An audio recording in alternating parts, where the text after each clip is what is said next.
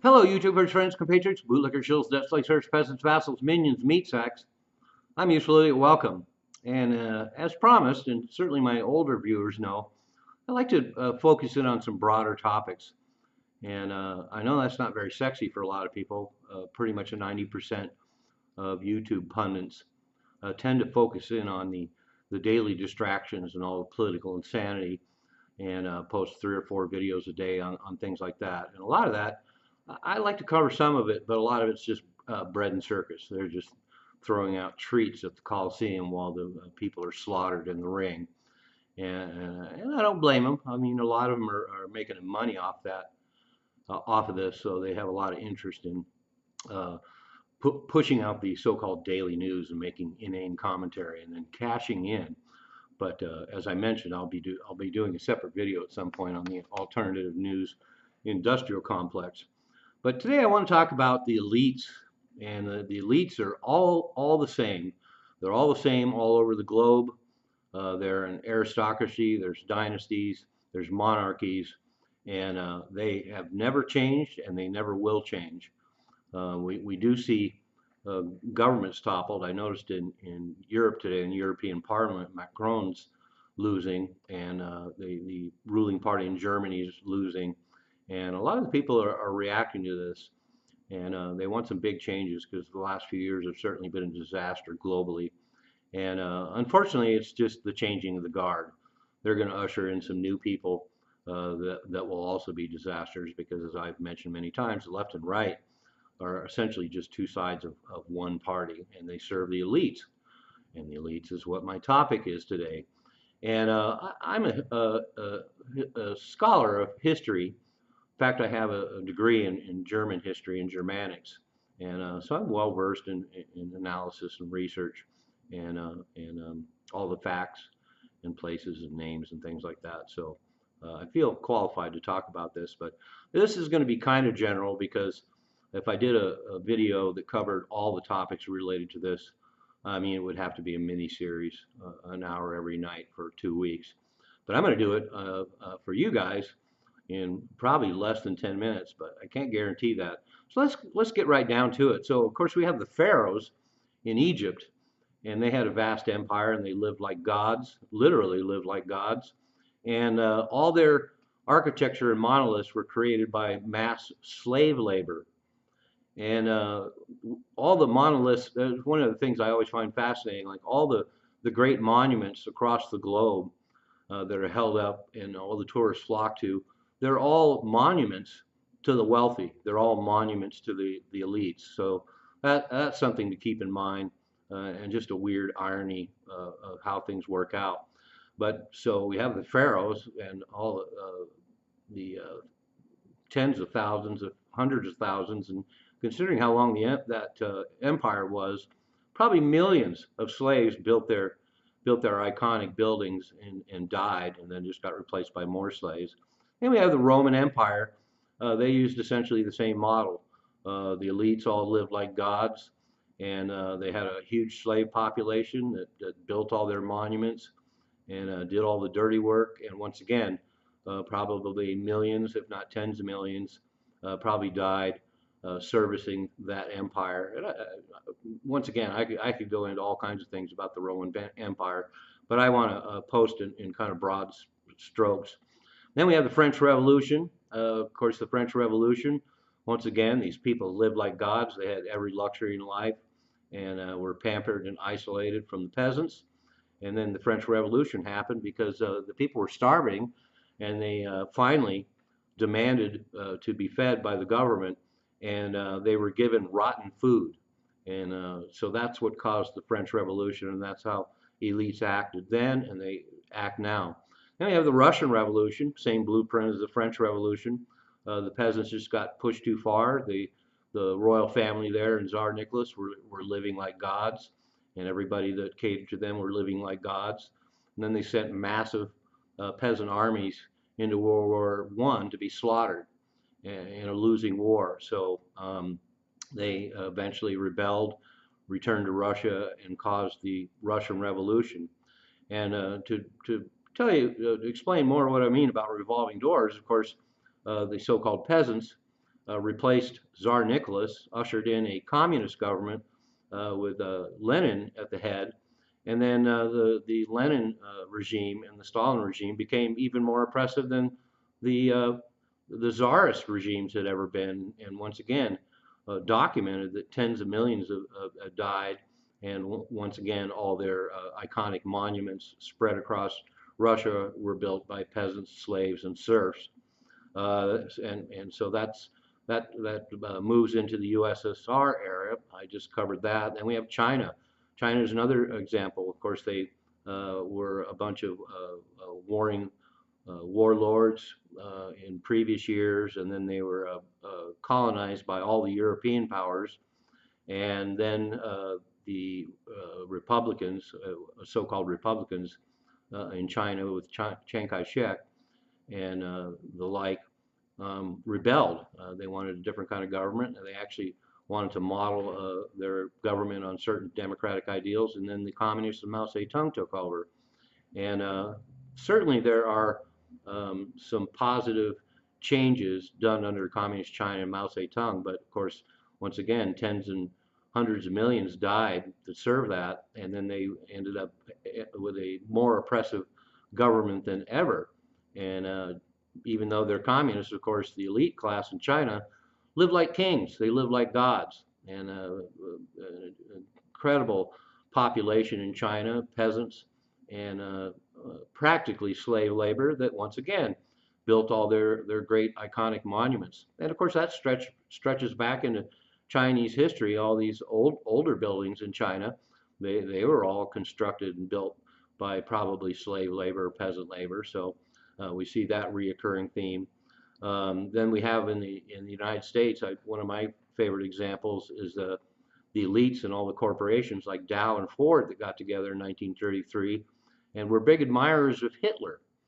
And they put together a plan to topple the U.S. government and assassinate FDR, and then usher in a authoritarian fascist government in the United States based on all the what they saw as successes in Nazi Germany.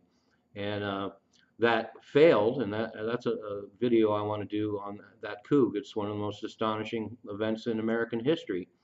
But so there we have it. Do you think the elites that run these corporations, a lot of them are the same family members? Do you think their goals have changed? Do you think their ambitions have changed? Do you think their ideas about controlling the population have changed? Probably not. And one could argue that successive governments in the United States, like what we're seeing now with the Biden administration, they're abusive. They can be totalitarian. They're certainly unconstitutional. And once again, you look at congressmen who get on the gravy train in Congress and never leave and amass these huge fortunes.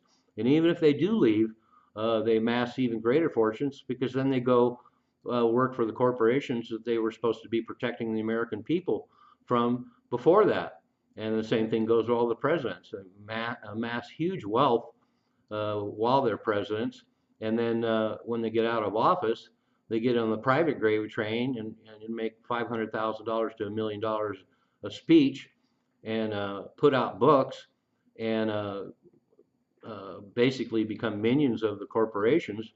And once again, they live like kings and gods. It's hard for people to hear this living in the United States, but we're the peasants. All the laws and rules that apply to the peasants don't apply to the elites, and I've brought that up in a lot of previous videos over the years, and I'm going to bring it up in future videos. The laws are for thee and not for me. One of the other things about the elites too, of course, and this stretches back all the way to the pharaohs. They can't possibly have too much luxury. They can't possibly have too many houses. They can't possibly have too many private jets. They can't possibly have too many stocks. They can't possibly have too much money. I always wondered about that. Like, why did they need so much money? I mean, they got so much now, they hardly know what to do with it. And I realized that first of all, it's ego. They're competing against other elites. And then there's the power that comes along with money. And then the most important element, of course, is they have all that money to buy the future. They want to make sure their larvae and their offspring and everybody they care for continues to be astonishingly wealthy moving forward. They also want to hedge against all the disasters that us peasants have to deal with. The pandemic is a good example. The record number of millionaires and billionaires were created during that era. We have a completely manipulated stock market that increases their net worth, and they're hedged against future disasters. In fact, they make money off of all the future disasters, all the chaos, all the poverty, everything that affects us peasants. And another good example is Ukraine. You know, we're supposedly over there defending democracy. It's one of the most corrupt countries in the world, full of oligarchs, and the President Zelensky, a puppet put in there by the U.S., was propagated to right all the wrongs of the previous Ukraine oligarchs. And then, of course, he gets in there and he's just as bad, if not worse, than the ones that came before. And he's not going to change anything. And, you know, I'm going to do a separate video on this as well. You know, all the oligarchs and all the people that in the Zelensky circle, they're investing in magnificent, astonishing, rich properties all over the world. They're funneling hundreds of millions of dollars of money that the U.S. and the West sends to them there, and they're just funneling it away and padding their own bank accounts. And so that's just how the elites are. The elites everywhere are the same. Ukraine is no exception. Latin America is full of that. Most of the Latin American elite, as you would imagine, mostly is not the native population. It's the ancestry of the Europeans who came over and occupied all the countries in Latin America, and they're the elites now. So once again, that shows, you know, the same pattern with elites in Latin America, where over a couple hundred years, the European descendants become the elites there, and like I mentioned before, all their great monuments down there, stretching back in Latin America, you go to the Aztecs and the Incas, all their great monoliths, all the places that people flock to go as tourists, those are all built by slaves. Millions of slaves were used to construct all those monoliths. And once again, just like everywhere else, the elites, they live like kings and gods. And so nothing's changed in Latin America, just the fashion and the window dressing.